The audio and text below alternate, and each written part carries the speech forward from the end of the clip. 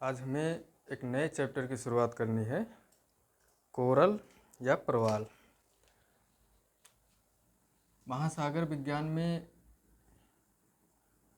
ये महत्वपूर्ण टॉपिक है, प्रवाल भित्ति।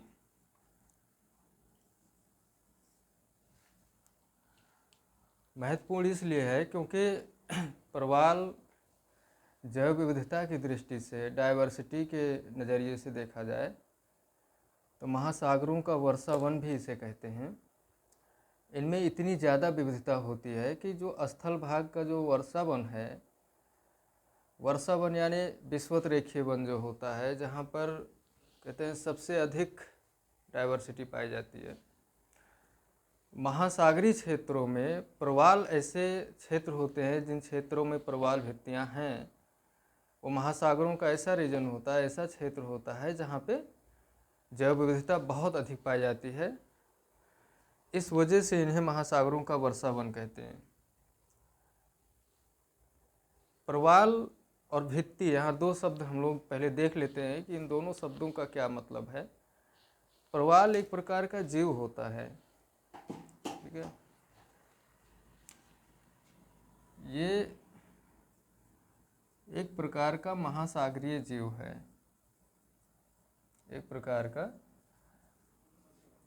महासागरीय जीव है। अब अगर जीव है तो इसकी कुछ विशेषताएं निश्चित ही होंगी, जैसे समूह में रहने की विशेषता होती है जीवों की, भोजन करना है इनको, प्रजनन, ये सब क्या है, एक जीव की कुछ मूलभूत विशेषताएं होती हैं जो उसमें लगभग होती ही हैं। वैसे ही प्रवाल जीवों की स्थिति है। ये महासागरों में निवास करते हैं, ये कॉलोनी में रहना पसंद करते हैं, यानी समूह में रहना पसंद करते हैं, और इनकी जो संख्या होती है एक समूह में लाखों करोड़ों की संख्या होती है। वो सब एक साथ एक निश्चित जो महासागरों की जो भौगोलिक दशाएं हैं, उन दशाओं में ये पाए जाते हैं। इन पे एक कीट आप देखेंगे तो इन प्रवालों में एक रंग होता है, और जो बहुत सारे कई कलर के होते हैं और बड़े ही खूबसूरत दिखते हैं ये देखने में। पर्यटन उद्योग को बहुत तेज़ी से बढ़ाने में ये सहयोग दे रहे हैं। खासकर जिन क्षेत्रों में प्रवाल हैं वहाँ पे आप देखेंगे तो जो पर्यटन है वो काफ़ी हद तक बढ़ा है। और आज जो क्लाइमेटिक चेंज की स्थिति बन रही है, इसकी वजह से इन्हें ही महासागरों में सबसे ज़्यादा नुकसान का सामना भी करना पड़ रहा है। सबसे अधिक अगर खतरे हैं किसी जीव को जो महासागरों में निवास करते हैं तो वो प्रवाल ही है। अब ये खाना भी खाते हैं, प्रजनन भी करते हैं, समूह में रहते भी हैं। इनके अंदर एक ऐसी विशेषता भी होती है कि थोड़ा सा आश्चर्यजनक है कि ये जीव गति नहीं कर सकते हैं, यानी ये एक स्थिर प्राणी है। एक जगह पे रहना इनके लिए वही सबसे अच्छा होता है, कहीं जाना आना नहीं है। तो अब इनके साथ एक समस्या होती है भोजन की, कि जब ये चल नहीं सकते हैं तो ये भोजन कैसे प्राप्त करेंगे। इनको भोजन जो मिलता है वो एक एल्गी होती है, जूजेंथले एल्गी, विशेष प्रकार की एल्गी है या शैवाल है, जो प्रकाश संश्लेषण के माध्यम से जो भोजन बनाती है, उस भोजन का लगभग 90% इन प्रवाल जीवों को देती है उपभोग करने के लिए। यानी एक सहभोजता का रिलेशन इनके बीच में हो जाता है कि शैवाल से इनको भोजन प्राप्त होता है और शैवाल को इनसे स्थान प्राप्त होता है। शैवाल को रहने के लिए या अपनी उत्पत्ति या विकास के लिए एक स्थान की ज़रूरत होती है, और वो स्थान ये प्रवाल जीव प्रोवाइड कराते हैं। अब इनमें कलर कहाँ से आता है? दरअसल आप जो प्रवाल भित्तियाँ जब सर्च करेंगे गूगल पे भी, तो आपको जो प्रवाल भित्तियाँ दिखाई देंगी वो रंग बिरंगी दिखाई देंगी, बहुत सारे कलर की दिखाई देंगी। उनमें कलर कहाँ से आता है? एक होते हैं पॉलिप्स, जो कीट होते हैं, वो रंग बिरंगे होते हैं, वो कलरफुल होते हैं। और आवश्यक दशाएं यहाँ पे उनको भौगोलिक दशाएं बेहतर मिलती हैं, तो आकर के ये प्रवाल जीव से चिपक जाते हैं। इस वजह से प्रवाल कलरफुल हो जाता है। जब कभी भी भौगोलिक दशाएं विपरीत होती हैं, तापमान बढ़ जाए या सैलिनिटी घट या बढ़ जाए या प्रकाश संश्लेषण अच्छे से ना कर पाए एल्गी, तो जब भी कभी भौगोलिक दशाएं विपरीत होंगी तो वही जो पॉलिप्स होते हैं वो क्या करते हैं, प्रवाल को छोड़ के चले जाते हैं और फिर वो प्रवाल क्या होता है, सफ़ेद हो जाता है, जिसको प्रवाल विरंजन शब्द से आप जानते हैं, कोरल ब्लीचिंग शब्द। देखिए प्रवाल दरअसल महासागरों में, मान लीजिए कोई ये मग्न तट है, यहीं पे पाए जाते हैं, ऐसे होते हैं।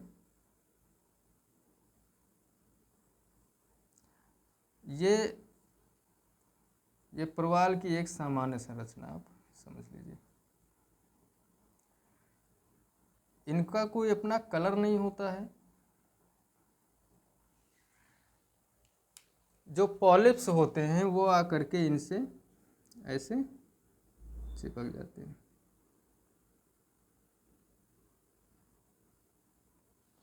इनमें थोड़ा सा रंग दिखाई दिया आपको, और ये बहुत सारे कलरफुल पॉलिप्स होते हैं जो इनसे चिपके हुए होते हैं। ठीक है,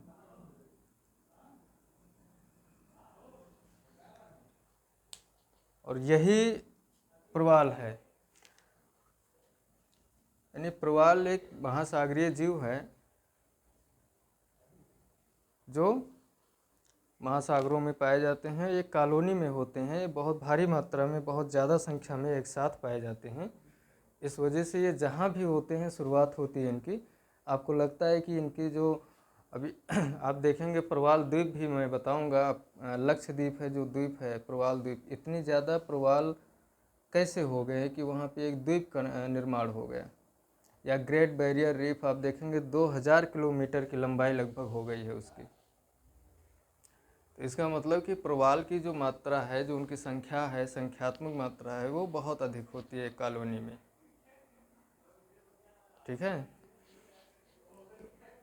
इस प्रकार के ये होते हैं।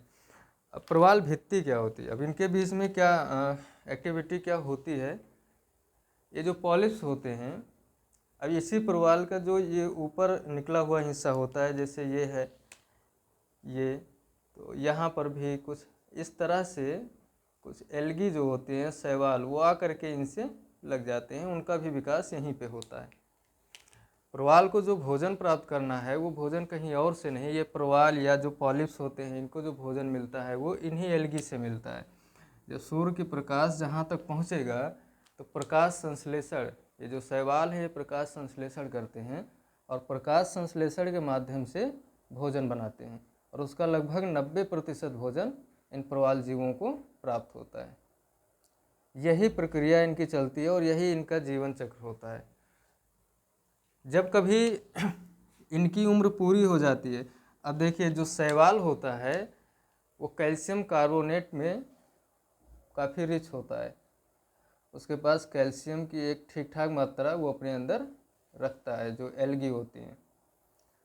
तो समय के साथ इन्हीं प्रवाल के ऊपर वो एल्गी जो होती हैं उनका जो कैल्शियम कार्बोनेट है, अब ऐसे कोई अगर प्रवाल है इन्हीं के ऊपर वो कैल्शियम कार्बोनेट अपना निक्षेपित करने लगती हैं।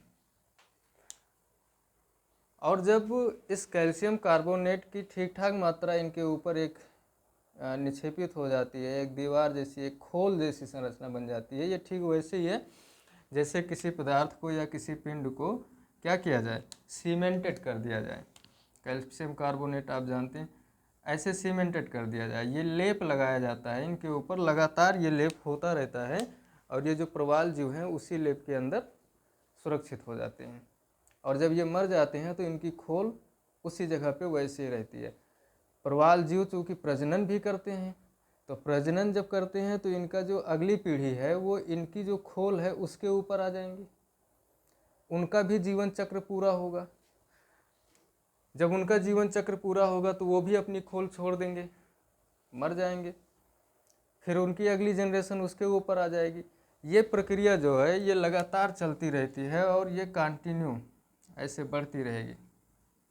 ठीक है, और एक दीवार जैसी रचना महासागरों के तटीय क्षेत्रों में, जहाँ पे भी भौगोलिक दशाएं हैं उसकी चर्चा हम करेंगे अभी, वहाँ पे एक दीवार जैसी संरचना आपको दिखाई देगी।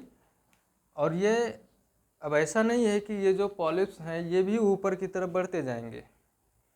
आप अगर प्रवाल को तोड़ेंगे तो ऐसा नहीं है कि आप प्रवाल भित्तियाँ तोड़े हैं तो वहाँ पे भी आपको कलरफुल पॉलिप्स मिले, नहीं, वो सिर्फ ऊपरी लेयर पे ही मिलेंगे।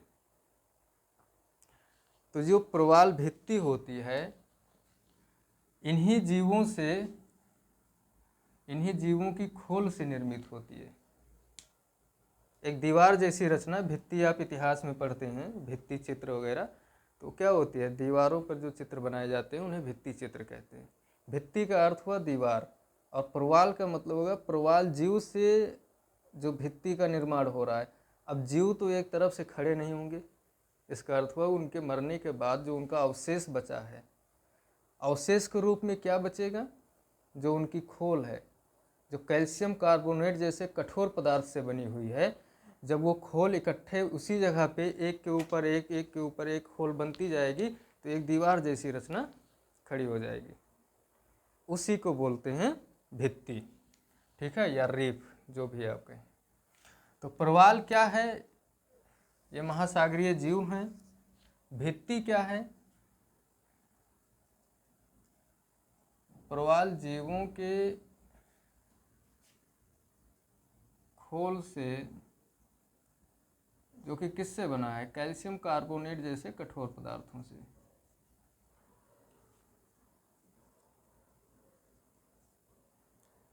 खोल से निर्मित दीवार नुमा संरचना,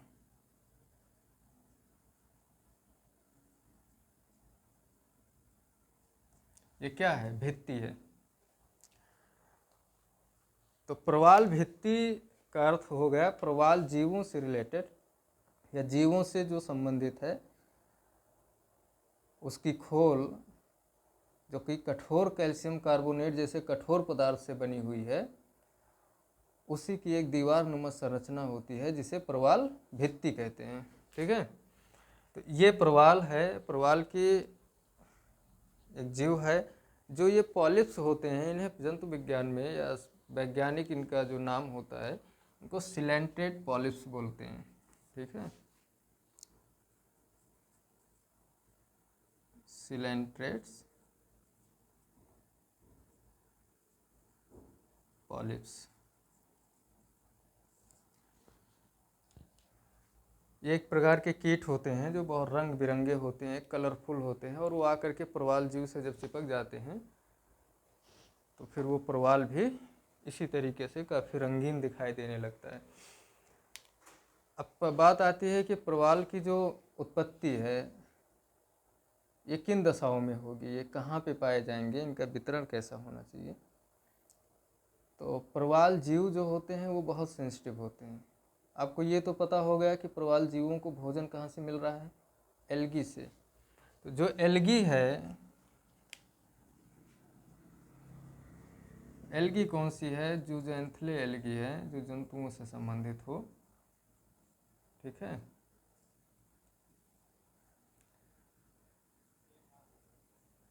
जूजेंथले एल्गी,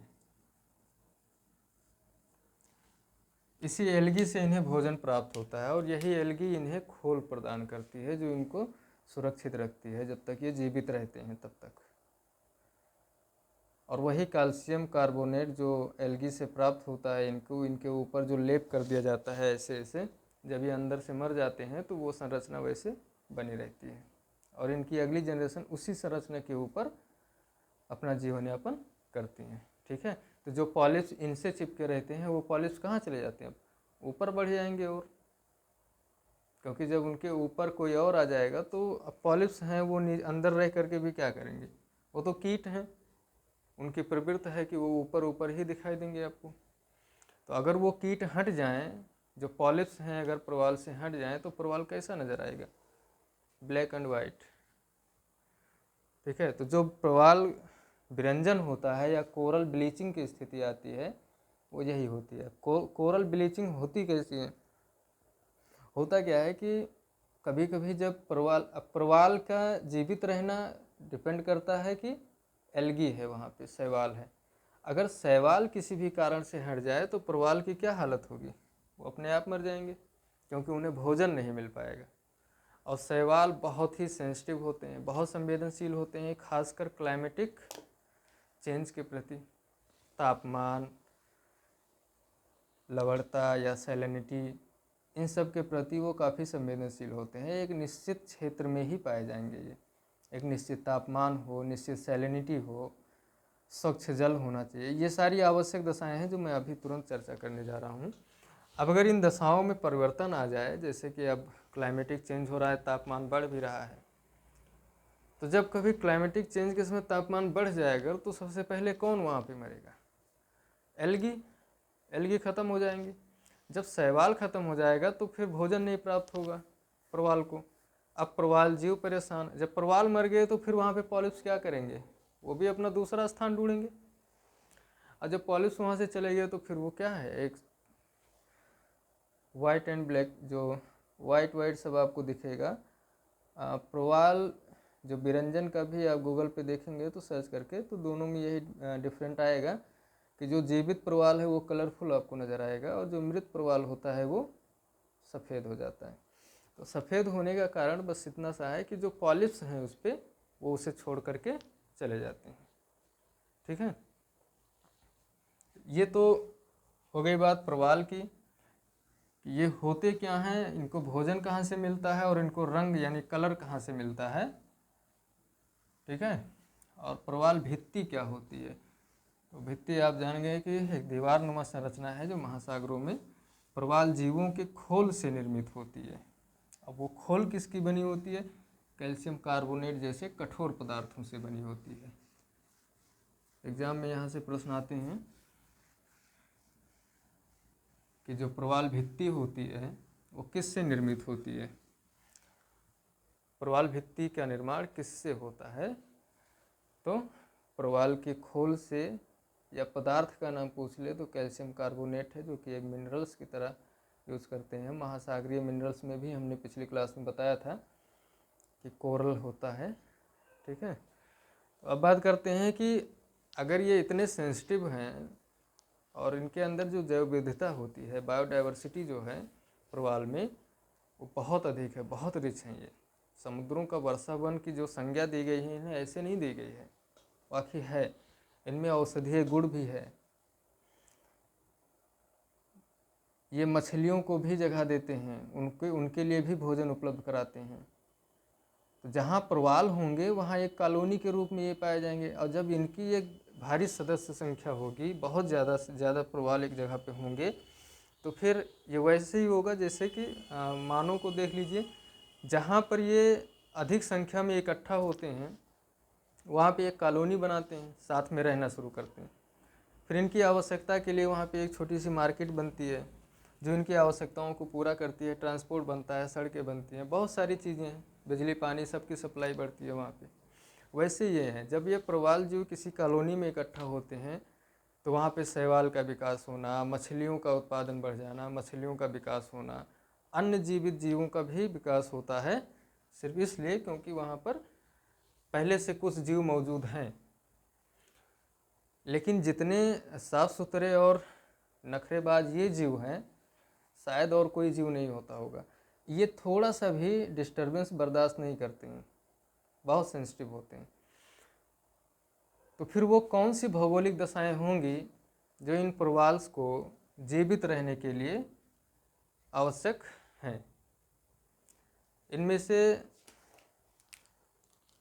हेडिंग बना लीजिए,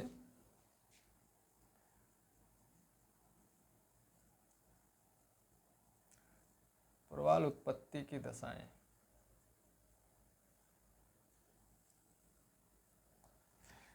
सबसे पहली दशा जो है वो है कि इनके लिए छिछला तट होना चाहिए।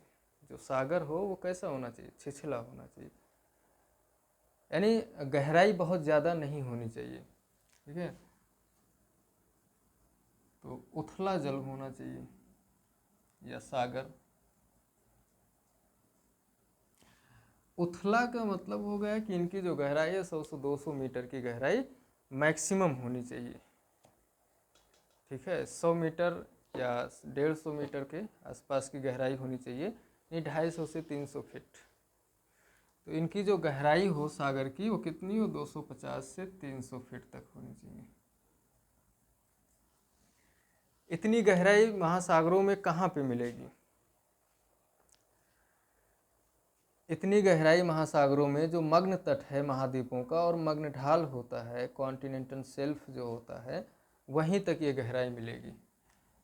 ठीक है, तो महाद्वीपों का जो मग्न ढाल है, महाद्वीपीय मग्न तट और मग्न ढाल, यही वो क्षेत्र हैं जहाँ पे इनको उथला जल मिलेगा। उसके आगे तो फिर बहुत गहराई बढ़ जाएगी। ये महाद्वीपीय मग्न तट और मग्न ढाल क्या है, ये नितल उच्चावच जब हम पढ़ाएंगे तो उस चैप्टर में इसी की चर्चा करेंगे। लेकिन यहाँ पे आप समझ लीजिए कि जो महाद्वीप होता है एक स्लोप होता है, जैसे ये महासागर है,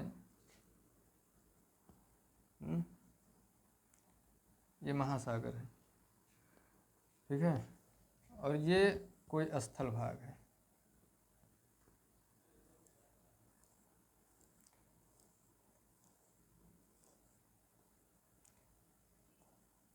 आप यहाँ पे एक विशेष संरचना देख रहे हैं। महाद्वीप का वो हिस्सा, महाद्वीप का वो हिस्सा जिसपे जल किसका, महासागरों का पहुँच चुका हो और महासागरों का अतिक्रमण हो, कब्जा महासागरों का हो, लेकिन स्थल किसका हो, महाद्वीपीय स्थल हो। कॉन्टिनेंट जो है वो महाद्वीपों का वो हिस्सा जो महासागरीय जल से ढका हो, मग्न हो। तट यानी महाद्वीप का किनारे वाला हिस्सा जो जलराशियों से ढका हो, वो होता है मग्न तट। ये वाला हिस्सा, इसे बोलते हैं मग्न तट। ठीक है, और मग्न ढाल क्या होता है? और जब मग्न तट के बाद में एक समय ऐसा आता है, एक जगह ऐसे मिलेगी जहाँ पे जो, अब एक तो पहले होता है कि धीरे धीरे जा रहा है ढाल। अब महाद्वीपों से जब महासागरों में जाएं, या फिर आप कभी देखिए तालाब या नदी में भी अगर आप उतरे हैं तो आप देखेंगे कि 2-4 कदम चलते हैं तो पानी थोड़ा थोड़ा बढ़ता है, और फिर अचानक एक समय आता है कि आप इतना डूब जाते हैं, और उसके बाद तो पूरा डूबना तय है। तो जो दूसरा स्टेज होता है जहाँ पे ढाल बहुत तीव्र हो जाए, ये वाला हिस्सा, इसको बोलते हैं मग्न ढाल, यानी महाद्वीपीय ढाल जो कि जलमग्न हो। ठीक है, तो यही वो क्षेत्र हैं जहाँ तक उथला जल मिलेगा। बाकी यहाँ तो गहराई बहुत अधिक हो गई है। तो यहाँ इसकी उत्पत्ति के लिए, प्रवाल उत्पत्ति की जो पहली आवश्यक दशा है वो क्या होनी चाहिए, उथला जल होना चाहिए। 250 से 300 फीट या 100 से 150 मीटर की गहराई होनी चाहिए। ठीक है, ये एवरेज है, एग्जैक्ट डाटा नहीं है। कहीं पे 200 मीटर पे मिलेगा, कहीं 300 मीटर पे, कभी 150 मीटर पे, या कहीं 100 मीटर पे भी मिल सकता है, 50 मीटर पे भी मिल सकता है प्रवाल। अब आप देखिए कि ये जो 250 से 300 फीट की गहराई बताई जा रही है, इसको आप सूर्य से जोड़ दीजिए। मैंने आपको अभी बताया है कि प्रवालों के भोजन के लिए वहाँ पे शैवाल है, और शैवाल भोजन कहाँ से बनाएगा, प्रकाश संश्लेषण से। प्रकाश संश्लेषण करने के लिए उसे आवश्यक क्या है, सूर्य का प्रकाश। इसका मतलब हुआ उतनी गहराई यहाँ पे देखी जा रही है, ये उतनी गहराई तक पाए जाएंगे जहाँ तक सूर्य का प्रकाश पहुँच रहा है। ठीक है, और सूर्य का प्रकाश इससे ज़्यादा गहरे भागों तक नहीं जा रहा है। मैं तापमान में मैंने ये बात आपको पढ़ाई है कि जो सूर्य का प्रकाश है वो इससे ज़्यादा नीचे या गहराई भागों में नहीं पहुंच पा रहा है। इसका मतलब जहाँ तक सूर्य का प्रकाश पहुंचेगा, प्रवाल भित्तियों का विकास वहीं तक संभव है। क्यों? क्योंकि वहीं तक शैवाल का विकास होगा, कारण सूर्य का प्रकाश है, प्रकाश संश्लेषण है। आवश्यक दशा है ये कि उथला जल होगा। मैदानी जल में या महासागरों का जो मैदान है या गर्त है, जो 6,000 7,000 फीट की गहराई में सूर्य का प्रकाश ही नहीं पहुंच रहा है, तो फिर वहाँ शैवाल ही नहीं होंगे, क्योंकि उनको तो प्रकाश संश्लेषण करना है, और प्रकाश संश्लेषण करने के लिए उन्हें सूर्य का प्रकाश चाहिए ही चाहिए। तो उनका विकास वही होगा जहाँ तक सूर्य का प्रकाश पहुँच रहा है। ठीक है, तो प्रवाल की उत्पत्ति की आवश्यक दशाओं में पहली दशा ये है कि उथला जल या उथला सागर होना चाहिए, जिसकी गहराई मैक्सिमम 250 से 300 फीट हो, जहाँ तक सूर्य का प्रकाश पहुँचता हो। ठीक है, जहाँ तक सूर्य का प्रकाश पहुँचता हो। दूसरी आवश्यक दशा क्या होगी, या भौगोलिक दशा क्या होगी? दूसरी भौगोलिक दशा है गर्म जल होना चाहिए।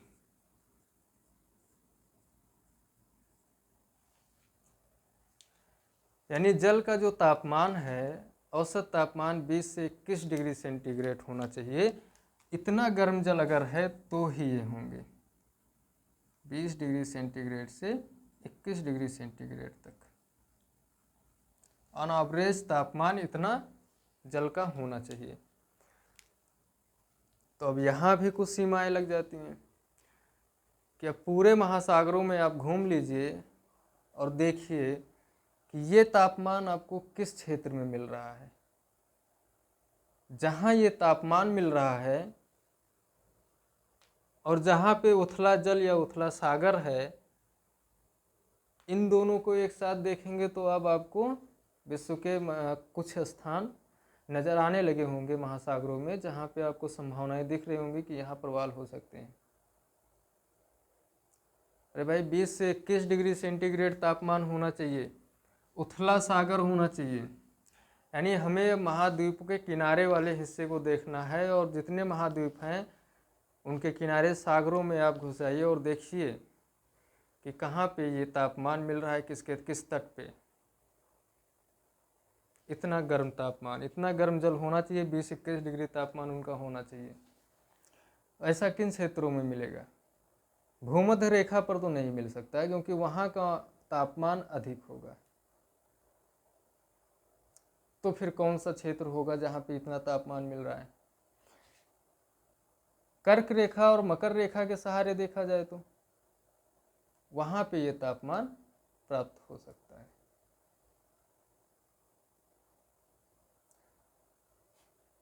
यानी उष्ण कटिबंध या उपोष्ण कटिबंध के बीच का क्षेत्र जो होगा, वहाँ पे ये उन महासागरों में ये तापमान प्राप्त हो रहा है।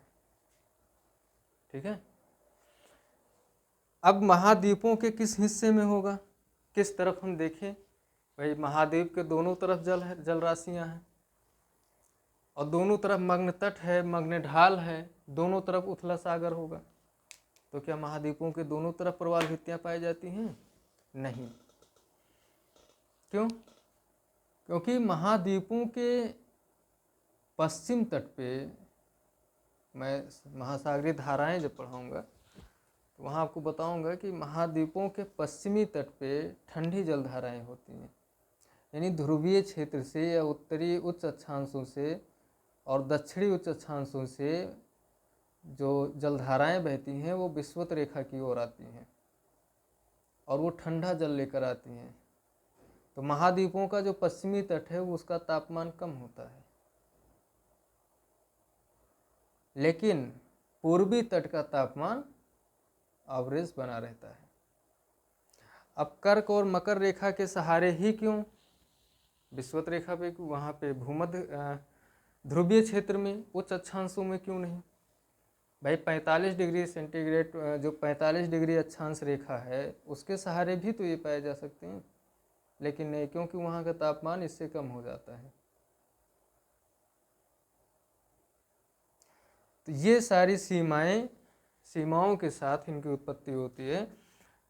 अभी जब मैं वितरण बताऊंगा तो एक एक कारकों पे आप पे चर्चा फिर से दोबारा करूंगा, क्योंकि वितरण में जब अब जैसे ग्रेट बैरियर रीफ के बारे में चर्चा करेंगे तो वो रीफ वहीं पे क्यों बनी, लक्षद्वीप महाद्वीप के पश्चिम में ही क्यों है, और जबकि मैंने अभी तुरंत बताया है कि पश्चिम में इनकी उत्पत्ति या इनका विकास नहीं हो सकता है, जबकि लक्षद्वीप भारतीय उपमहाद्वीप के पश्चिम में ही उसकी उत्पत्ति हुई है। तो क्यों हुई है, क्या कारण है, जबकि वो नियमों के विरुद्ध जाके वहाँ पे प्रवाल द्वीप बन गया है लक्षद्वीप हमारा। उसके कारणों पे भी हम चर्चा करेंगे।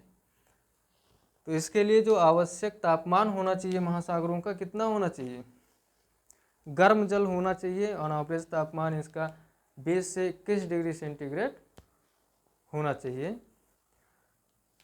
तीसरा फैक्टर क्या है, स्वच्छ जल होना चाहिए।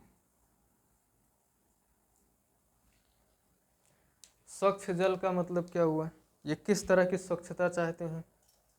देखिए, अगर जल स्वच्छ नहीं होगा तो फिर दिक्कत क्या होगी, दिक्कत होगी कि प्रकाश जो है, सूर्य का प्रकाश, वो नीचे गहराई तक नहीं पहुंच पाएगा। भाई अगर जल गंदा है तो सूर्य का प्रकाश बाधित होगा, तो फिर प्रकाश संश्लेषण की क्रिया कैसे होगी, और जब प्रकाश संश्लेषण नहीं होगा तो फिर कोरल को भोजन कैसे प्राप्त होगा, एल्गी का विकास कैसे होगा। और जब ये सब नहीं बनेंगे तो प्रवाल ही क्या कर पाएंगे अकेले, जब एल्गी ही नहीं होगी, वहाँ पे भोजन ही नहीं मिल रहा है, तो प्रवाल की उत्पत्ति कैसे हो सकती है। और अगर स्वच्छ जल है तो सूर्य का प्रकाश सीधा नीचे तक पहुँचेगा, 200-250-300 फीट तक। तो अब आप चिन्हित कर लीजिए विश्व के महासागरों को और देखिए सागर और महासागर को कि कौन सी ऐसी जगह होंगी जहाँ पे स्वच्छ जल है, जहाँ पे जल गंदा नहीं है। अच्छा, जल गंदा कैसे होगा, नदियों के मुहाने पर ये नहीं पाए जाएंगे। भले ही ये दोनों कंडीशंस वहाँ पे मिलती हो, तापमान भी ठीक ठाक हो और उथला भी हो जल, लेकिन नदियों के मुहाने पर इनका विकास नहीं हो सकता है। क्यों, क्योंकि नदियाँ अपने साथ बहुत सारे अवसाद लेकर आती हैं और उनके मुहाने पर या आसपास के क्षेत्रों में, सागरों में क्या होता है, पारदर्शिता कम हो जाती है, जल का स्वच्छ नहीं रह जाता है, इसलिए वहाँ पे इनका विकास नहीं होता। यानी एक तरह से देखा जाए तो इनको स्वच्छता की बहुत आवश्यकता है, साफ सुथरे होते हैं, पुजारी भी कह सकते हैं। तो स्वच्छ जल होना चाहिए। एग्जाम्पल आपको बताएं, मैक्सिको की खाड़ी में और कैरेबियन सागर में कितना फर्क है। कैरेबियन सागर में प्रवाल पाए जाते हैं जबकि मैक्सिको की खाड़ी में प्रवाल नहीं पाए जाते हैं। कारण क्या है कि मैक्सिको की खाड़ी में बहुत सारी नदियां आके गिरती हैं, बहुत सारी नदियां आकर गिरती हैं और अपना जल वहाँ पे विसर्जित करती हैं, जो कि स्वच्छ नहीं होता है और पारदर्शिता बाधित होती है। और जब प्रकाश बाधित हो रहा है तो फिर क्या होगा, प्रवाल का विकास नहीं हो पाएगा। क्यों, क्योंकि शैवाल का विकास नहीं हो रहा है, एल्गी का विकास नहीं हो पा रहा है, प्रकाश संश्लेषण ही नहीं कर पाएंगे। वहीं कैरेबियन सागर में ऐसा नहीं होता है, नदियाँ वहाँ भी गिरती हैं, लेकिन मिसिसिपी जैसी नदियाँ जहाँ गिर रही हैं, इतना ज़्यादा जल लेकर आ रही हैं, वहाँ कैरेबियन सागर में खुला सागर है एक, तो वहाँ पे प्रवाल भित्तियों का विकास हुआ है। ऐसे अरब सागर में आप प्रवाल द्वीप देख रहे हैं, लक्षद्वीप, बंगाल की खाड़ी में क्यों नहीं है, क्योंकि अरब सागर में नदियाँ कम हैं, वहाँ का जल इतना गंदा नहीं है, पारदर्शिता वहाँ पे पर्याप्त है। हालांकि पश्चिमी तट पे उसकी उत्पत्ति या विकास के लिए कुछ और भी कारक हैं जो मैं आपको बताऊंगा वितरण में, लेकिन अभी आप ये समझ लीजिए कि पारदर्शिता कितनी आवश्यक है। तो तीसरा जो कारक है, स्वच्छ जल होना चाहिए। तो एग्जाम में कभी कभी पूछ सकता है कि क्या कारण है कि नदियों के मुहाने वाले क्षेत्रों में प्रवाल भित्तियों का विकास नहीं होता है। आप इंटरव्यू में भी आपसे पूछा जा सकता है ये सवाल। तो प्रवाल भित्तियों का विकास इसलिए नहीं होता है क्योंकि वहाँ शैवाल का विकास नहीं हो पाएगा। शैवाल का विकास क्यों नहीं होगा, क्योंकि नदी जल जो है वो उतना साफ जल नहीं होता है कि प्रकाश संश्लेषण के लिए प्रकाश की उपलब्धता सुनिश्चित हो सके। ठीक है, यानी आप यहाँ डिस्क्राइब कर सकते हैं कि नदी के मुहाने पे नहीं होगा। प्रवाल का विकास नहीं होगा।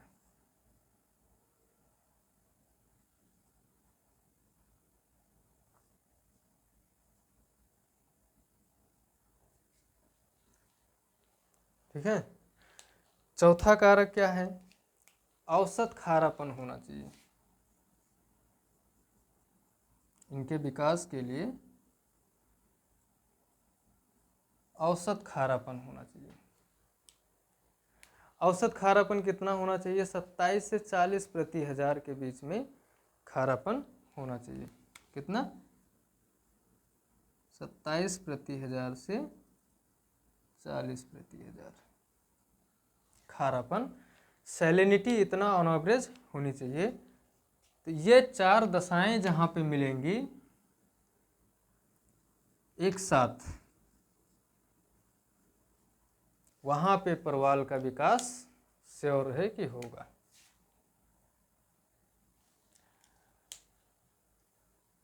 ठीक है। ये चार आवश्यक दशाएं हैं प्रवाल उत्पत्ति के लिए। तो इन चारों आवश्यक दशाओं को आप नोट कर लीजिए और अब वर्ल्ड के मैप पर अब जा करके ढूंढिए और देखिए कि ये चारों की चारों स्थितियां एक साथ कहाँ कहाँ प्राप्त होती हैं। कुछ तो मैंने बता दिया है। अगली क्लास में हम इसके वितरण पे बात करेंगे और वितरण के साथ ही हम